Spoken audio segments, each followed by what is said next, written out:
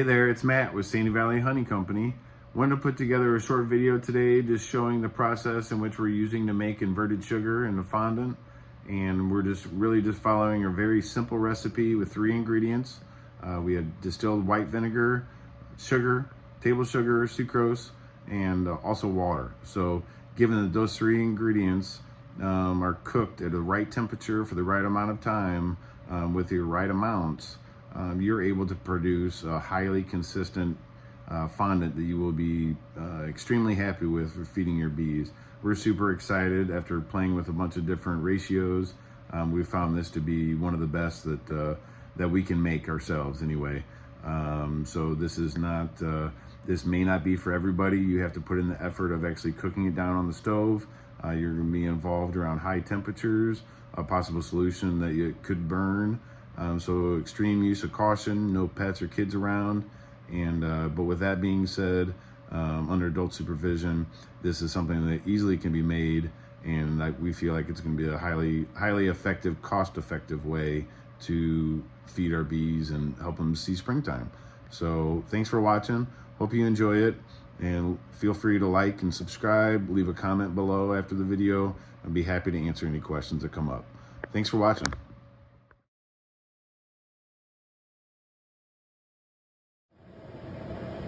All right, just jumped over into the kitchen. This is the setup.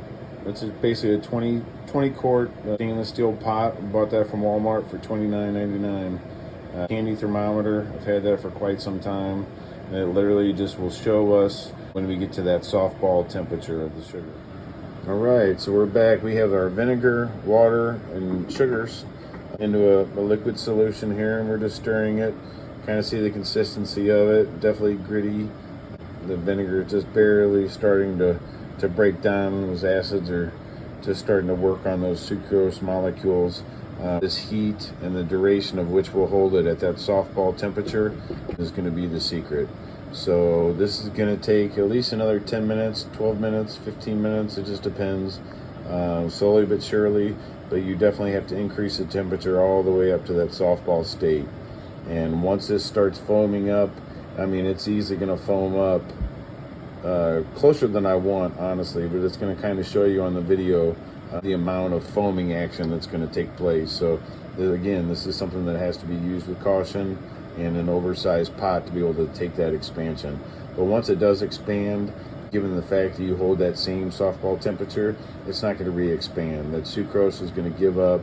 It's going to fall back down and become into a clear, kind of a golden, almost a honey colored liquid, and it's just basically going to sit there, and it's going to continue to invert itself and separate from sucrose to glucose and fructose. So really straightforward, easy chemistry, and just given the fact that those methods and time and duration of temperature is going to make it happen. So easy, and anyone can do it. This is really the most boring part, other than letting it cool down. That's basically the process. So just gently using a stirring action to make sure that nothing is going to collect on the bottom. I haven't had anything touch the bottom of the pan that's doesn't come out with a fondant and it look so nothing's being scorched, basically, with consistent movement. And it doesn't have to be all the time, but at least every minute or two you're getting in there. And that's why I'm using this, because it would be easy to access the bottom, plus it's got the slits in it. I'm assuming you can use a wood spoon, a whisk, you can use whatever you want, but just something that could easily be taking the temperature in which you're going to be dipping it in. And just a gentle stir, and slow and steady, and that'll win the race. So we're just really trying to get this up to our softball temperature. Once that starts happening, it's going to, like I'm saying, it's going to start bubbling up. It's going to be releasing water, and at that magic moment is when that sugar is given up. That's what you have to hold it at, and that's a secret. One of them. So just keep watching. And all right, here comes the magic. It's right about 230 degrees, and here comes the inversion. So it's going to start becoming alive, and just want a little gentle stir. You got to be quick on the heat here in a second. So you just want to rise that temperature up to that softball state, and it's going to get kind of like boiling pasta. It'll get foamy on you. So this is a real careful portion. You can see it foaming up. That's the inversion happening. So that's the temperature you want to hold. So immediately turn your heat down. You see that foam expanding into the large pot here. The foam is getting up, and I have it from high. I'm already down to medium. Just gonna kind of let it foam there for a minute. I'm not gonna get close, just kind of letting it do its thing. There it is, 20 minutes.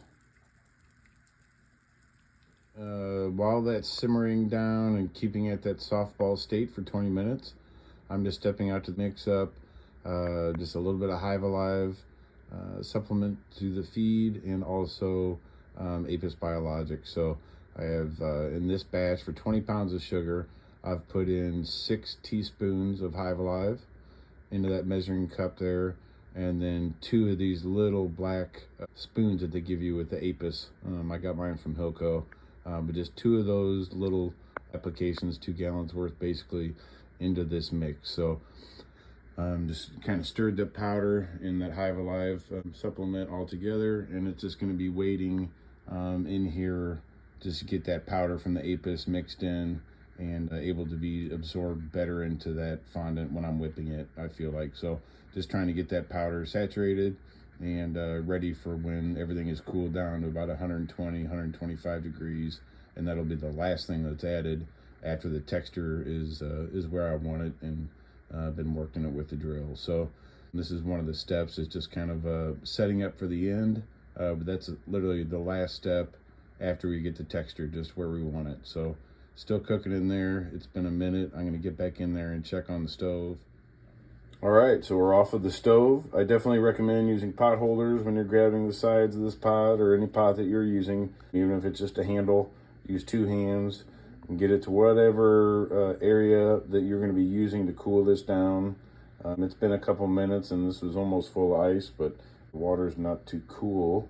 So it's already almost melted everything, but the important part for the inversion process has already occurred. So that's the time, the temperature in which it's cooked, and also the ingredients and the ratio of what that's cooked at. So right now the magic's already happened. It's just a matter of taking it from that softball state temperature down to 150 degrees.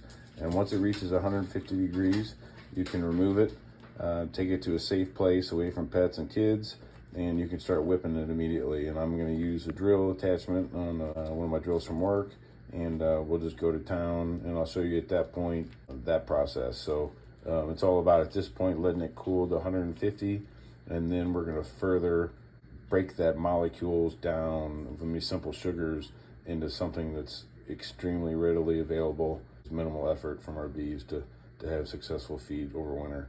So I'll bring you back here for the drill part. All right, one key thing I wanted to add. I've only been whipping it for maybe 30 seconds, but you can see the color's already changing to a more of an opaque, kind of a pearly, from that clear golden color that it started. So you're introducing air to it. It's not a state where you can skimp. You absolutely have to introduce enough air into this mixture and this ratio to fluff this fondant up. And this is one of the key processes, I feel like, to get the consistency that we're looking for, and not anything that's gonna get too soft or runny. We have to incorporate the air properly, and that's only done with a high-speed drill, about several minutes. But I'll definitely time it. It's just gonna be on high. I did bring it inside. It's getting into the 30s outside, so it was getting too cool. I don't want it to get it too cold to where I can't incorporate the additives that I'm gonna be putting in with the Hive Alive and the Apis. So, all right, here's a little mixing cup I have with the Hive Alive and Apis. Get that on it. Kind of hard to do one-handed, otherwise I would have been mixing at the same time, but get it in there. And this is obviously an optional. All right, I've thoroughly incorporated the air and mixed this. It's cooled down enough to pour. Whipping it now for about 5 minutes in total, including putting the Hive Alive in at the end with the Apis, and just mixed everything thoroughly. It's all incorporated. It's all one. Everything's consistent in here. So temperature's right, and that's it. Just put this in the parchment paper lined pans. These 2 trays kind of cookie trays, and these 3 foil pans will be plenty big enough to take all this. And this is the 20 pounds of sugar going into it. So anyway, we'll cut this with a pizza cutter, super easy, and able to be broken up and portions as needed at the hive, or pre going to the yard and knowing what you're going to feed per hive. So real simple, easy. Hope you find it helpful, and let me know any questions that you have. Thanks so much for watching.